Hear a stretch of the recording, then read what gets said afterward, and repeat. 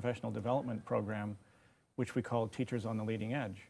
Which will be a major focal point of our discussion a little bit later, but I'd like to, if you wouldn't mind, setting up your current activity with a majority of your career down at the University of Arizona. So back in your graduate school days, what was your main focus? You had a dissertation doing what? Well, I actually did a combination of geophysics and material science. Okay. So I got a minor in material science. And so I took a lot of classes that had to do with the solid state physics of electricity and magnetism, a lot of things about semiconductors and a lot of things about different kinds of magnetic substances, especially ferromagnetic substances, which are the kinds of minerals that can actually record past directions of the Earth's magnetic field. Okay. And I would have to say, as an aside, that probably my biggest financial mistake was to not realize that that I could have made a bundle if I'd have stayed in material science, because some of those people that I was classmates with went on to then become the founding people, you know, the founding scientists and engineers in the development of Silicon Valley. Oh, you're kidding. So this is Stanford back in the late 60s, early 70s? Exactly, yeah, yeah. And what was this physics, or was it truly a material science? There was, within the engineering college, there was a brand new department of material science. And it was really developed because there was the growing electronics industry in what became Silicon Valley. And it was just the beginning of integrated circuits were happening at that time. Wow. And Sony also had a significant industrial plant there, and I actually did a couple of jobs for Sony when they were in the business of developing magnetic tapes. Oh. So they need, for example, to know how do we make good magnetic tapes that have high signal-to-noise ratio and that kind of thing, and that gets into what are the magnetic minerals that are used to record the magnetism. Well, you took our path as opposed to... I took your path, yes, I did. And we're grateful for that. So your maybe first major teaching job was at the University of Arizona, and your work was primarily focusing on paleomagnetism. Can you give us a sense of that? I know it was 3 decades worth of work, and you were traveling the globe. Was there a common thread throughout all of that work? Well, I think one of the things as far as the teaching part of it that's kind of an interesting evolution and is not really, I don't think, that unusual, is that I started out teaching primarily graduate courses and courses for senior level undergraduate students who were kind of, you know, at their advanced levels. And as I went on through my career, I got more and more interested in teaching then some of the courses at the junior level, let's say, for the majors in geology. I instituted an introductory geophysics course that then became a requirement for the majors, whether you be a paleontologist or a geologist or whatever, you were required to take this geophysics course. So that got me started then on the trail of trying to interest people in a subject that maybe wasn't naturally in their strike zone, and also dealing with people who had math anxieties, and they thought geophysics was going to be a real problem for them because they would think, oh no, you know, I don't know really how to maneuver, you know, with my physics and my chemistry and my math. So I began to find that an interesting puzzle to solve. How do I translate this information for somebody who is coming at it with not the background of math and chemistry and physics that I did, is coming at it with maybe some trepidation and a feeling of inadequate background. What was the research that you were doing, and why was there such elaborate field enterprises? Well, I did paleomagnetic research using the magnetism of rocks to do primarily 2 different brands of research. One was tectonics, so looking at how mountain systems form, sometimes looking at pieces of those mountain systems and trying to determine whether they were all, let's say, homegrown. Did they all originate in the locations more or less where we find them now, or might some of them have been pieces that rode on oceanic plates during some of their lifetime and got later added on to a mountain system. That's something which is, in principle, traceable through looking at the magnetism of rocks.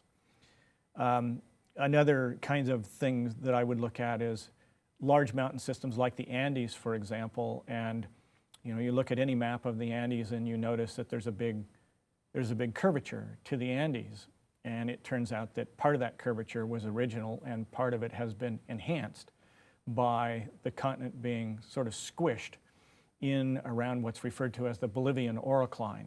So the rocks have literally been bent around a corner there, and paleomagnetism is a tool that you can use because the rocks have ancient compasses in them. You can figure out when they're actually bent around the corner.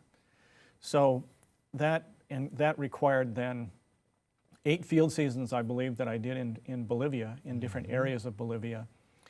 And in the course of my research career, I did quite a lot of work in South America. I did actually field work on 6 continents. The only continent I didn't get to was Antarctica. Africa. I got to Africa. You did. I did a field season in Ethiopia working with anthropologists. So it was a team of paleoanthropologists from Indiana University who were working in what's referred to as the Afar region, the low elevation region of the Afar Depression. And actually in an area called the Gona Project area, which neighbors to the Hadar Project area where Lucy and the first family, the famous hominid fossils, were unearthed. So our particular job there was trying to use paleomagnetism and look at the polarity stratigraphy, the layers of normally and reversely magnetized sediments that encompass the stone tools and some of the hominid fossils, and particularly work out the age of the oldest stone tools, which it turns out luckily happened to fall very near to a boundary between 2 polarity episodes. So we could determine that the oldest stone tools in the Gona area, which are like stone axes and so forth, had an age of about 2.48 million years. So not 2.5, but 2.48. Yeah. So, this is wonderful work, exciting work. You've got graduate students. You're cranking out papers, I assume, every year, every other year, that sort of thing. You've got NSF funding for much of this, and that could go on forever. That's the career for most people. Yeah, that was the imagined trajectory. Yes. Was to continue to do that. So where's the fly in the ointment here? Well, there's kind of 2 things that are working at cross purposes. Okay. One is my interest in teaching, especially non-science majors, evolved to teaching a course for freshman students, non-science students who were just interested in learning something about the natural history of Tucson and the surrounding mountain regions. I then teamed up with a biologist, a desert ecologist, who was working at Biosphere 2. You've probably heard about sure. Biosphere 2, Gosh. which was in the Tucson area. Yeah. And so I teamed up with this guy, and we realized that a 1-2 punch of somebody looking at the physical landscape, a geologist, with a desert ecologist would be a richer experience, and it would be the physical landscape and the biological landscape sort of married together. So the fellow's name was Tony Burgess, and Tony and I invented this course, barely sprinting in front of the students, as you know happens every time you invent a new course. Right. But what was quite intriguing to us is that the areas, when we sat down to make a list, the places that we wanted to take people, they were all the same places. But we wanted to go to those places for different reasons. So we would go to kind of time out the trip and to decide, well, what are we going to do where in some detail before we actually did the trip. So at a particular stop, I would take the lead or Tony would take the lead, and I would describe to Tony why I want to be at this particular location. I would go to Gates Pass, which is kind of in the center of a 70 million year old volcanic caldera. it's an ancient version of Yellowstone, in effect. And I would explain to him what we're looking at, and we're looking at big columnar joints, which are due to the cooling of this humongous ash flow tuff, and something about how this would have erupted and so forth. And Tony would kind of look at me and he would say, I've never seen that before. That's all news to me, but let me tell you what I see. And then he would talk about the aspect ratio of the slopes and the different kinds of cactus that populate different parts of the slope and so forth. And the combination was magical for us, and it turned out to be magical for students. So magical, in fact, that you started to maybe plan to devote your career to teaching and kind of leave much of that research that you've been doing kind of behind. So suddenly you get from Tucson to the University of Portland. Is there a way to kind of summarize how that transition, it sounds pretty dramatic. Was it dramatic? Well, it was very dramatic in terms of this type of institution. Yes. And the way that I spent my time.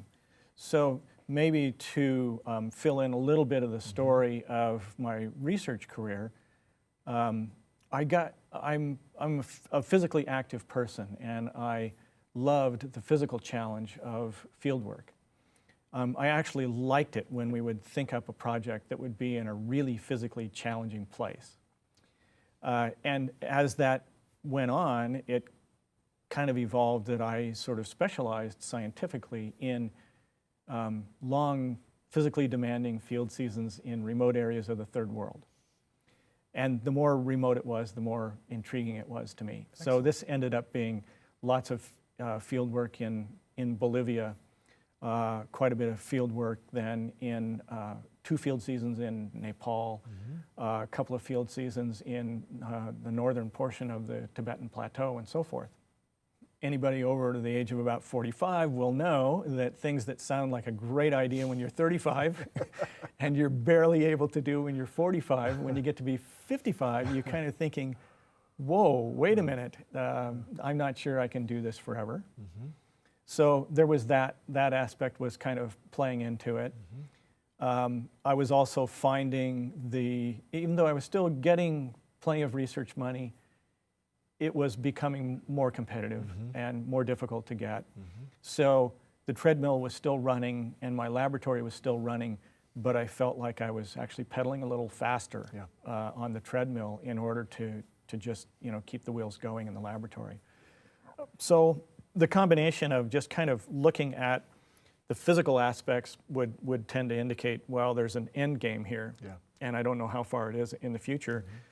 But I didn't relish the idea of having to give up the field part of the thing and become a lab rat. That had never excited me.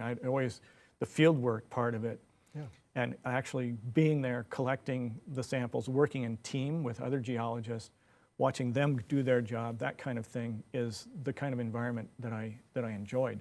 So, I wasn't too interested, in quite seeing the end of that end game. And coupled together with this field course that we did for freshmen, about the 3rd year that we did it, it gained some notoriety, and a little article was written about it in the Tucson newspaper, which amazingly was spotted by the science education specialist for Tucson School District. Oh, wow. And she actually appeared at my office door one day and said, I've heard about this course that you do. Is there any way that you might permit some public school teachers to go on these trips? And I had absolutely no clue that I knew anything that would be of any utility to a school teacher. And so I said, well, I don't know anything about teaching K-12 science. Right. I have no clue about this. And she said, well, let me just come on one of your field trips. I've heard about them. I want to just observe one. I'm just curious, about what you do. So she came on the last field trip that we did of that particular year. And as promised, she just kind of stood in the back and kind of watched the field trip unfold.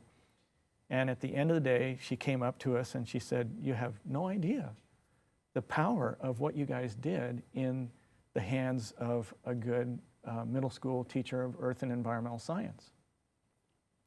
They can learn the things that are in the textbook, obviously. They do a good job of teaching that.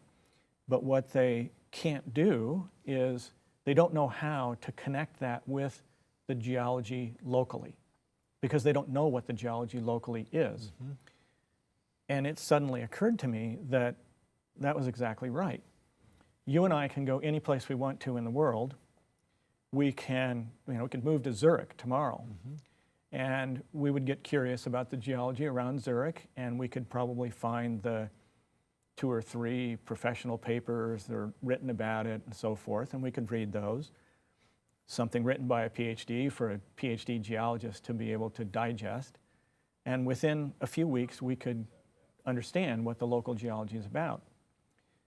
The public and a public school teacher can't do that because that geology has not been digested and presented in a way that's usable. So we ended up then teaming up with Tucson School District and having a van full of middle school teachers come on our field trips. So, and what I discovered then is that they were amazingly appreciative of what they learned from us. They were the most avid learners that I had contact with. So I just looked at this and I thought, wow, bring it on. This is really fun. Well, we should jump right then to, I mean, you're knee deep in middle school teachers currently, as well as the students you have at the University of Portland. So what are you doing now in the Northwest that kind of follows up on that first experience that you had in Arizona? What's the main, do you have a workshop or do you have courses that you offer online? What's your approach? Well, there's the major approach is the teacher professional development program that we have, which we call Teachers on the Leading Edge.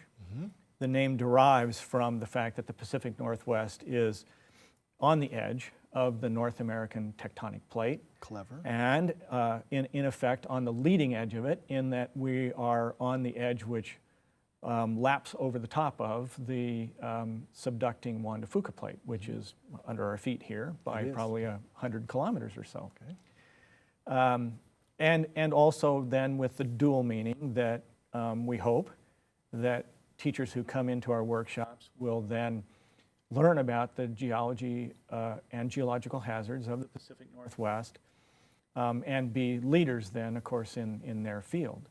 So they'll be kind of on the leading edge or the frontier, of the teaching of earth science in middle school.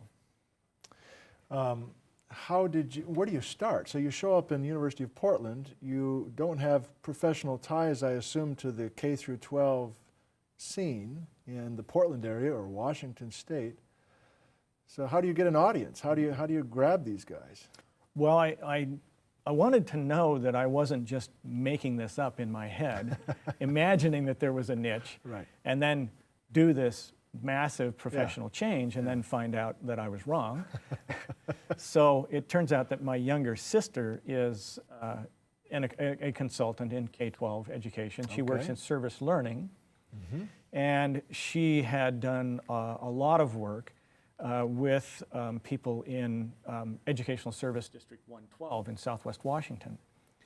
And so when I was kind of toying with the idea of leaving the University of Arizona and going to the University of Portland, I called her up and I asked her, who does she know that I could talk to find out whether there's a market or a niche for this vision of teacher professional development. So she connected me with people who were the directors of that educational service district, which then led to conversations with some science education specialists at different school districts, Vancouver and Portland area. So I could plumb the waters a bit, and determine that that what I was interested in doing, especially if it was connected with geological hazards, would be something that they would be interested in helping to promote.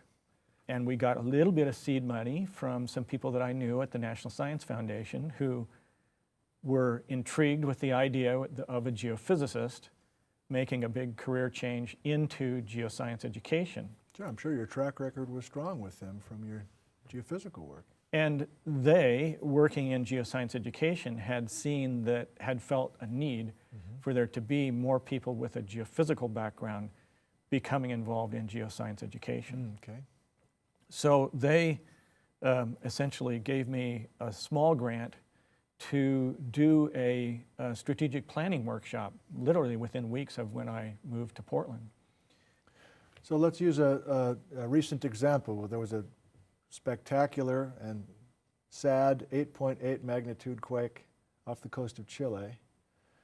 And let's say I'm a middle school teacher in Central Washington. What can you do for me, Bob? How can you help me get this into my classroom? Well, what we have been doing over the course of the past few years, something that started out as a partnership with a retired USGS seismologist who lived in Corvallis, John Lahr. I did some workshops with John Lahr, which were to teach some middle school teachers of earth science how to use seismometers. So small educational seismometers that IRIS supplies to interested teachers of earth science in K-12. And IRIS had primarily been working with high school teachers, but we decided we wanted to do this for middle school teachers. And IRIS was sufficiently interested in this that they said, okay, well, why don't you guys give that a try? So we got a number of seismometers from them, ran a workshop to teach these teachers how to run the seismometers and teach them a bit of background information about seismology. And then after the workshop, when large earthquakes happened, John Lahr and I simply started realizing, you know, we need to help these teachers to interpret the seismograms, the records that they're going to get of the seismic waves from these earthquakes, because they're not always going to look like the ones we showed them in the workshop. Right. So we started producing earthquake notices for this small circle of a dozen or so middle school teachers in Portland. And they loved these little earthquake notices. And then as I did more workshops, then the circle of people who got the earthquake notices got bigger and bigger until it had grown to a couple of hundred teachers across the Pacific Northwest. And I also continued to work with IRIS, their education and outreach people. And we decided maybe this should become a product that IRIS hosts on their website. And so they have become a bit more sophisticated. Instead of just being a two-page little notice with a little bit about the plate tectonics of the area, we've now built that out so that I work with Jenda Johnson and with Tammy Bravo from IRIS Education and Outreach. And the scenario is a large earthquake happens. I have my job, which is to run out and gather information about the plate tectonics in the area where the earthquake happened, try to write up a little explanation of what was happening, you know, between the plates. Is this a rift zone? Is it a collision zone? Is it a subduction zone? What is it? Why did this earthquake happen in the plate tectonic sense? And then, and so we'll post within hours of when any magnitude 7 or larger earthquake occurs, we'll post a 2 or 3 page notice on the IRIS website. Within usually 12 to 24 hours, Tammy Bravo will then work on a PowerPoint presentation, and this will be 6 slides to 12 slides or so. And Jenda Johnson is an expert in computer animations, and she'll make an animation of the paths of the seismic waves going from the earthquake to the University of Portland seismometer, which lives in my basement. Well, I am married to a 6th grade science teacher in Ellensburg, Washington, and I can vouch for her that she's using these immediately in her classroom. She is so impressed with the timeliness and the level of detail, and there's images typically included as well, PowerPoints that she can toss right in. Yes, and Tammy has negotiated an agreement with many of the press services to be able to use their photographs and so forth, you know, captured off of their websites. I wondered about that. So there's a cooperative agreement there so that they're being published, you know, through IRIS Education and Outreach. But the news services then get our information as well, so they can use that, as they see fit.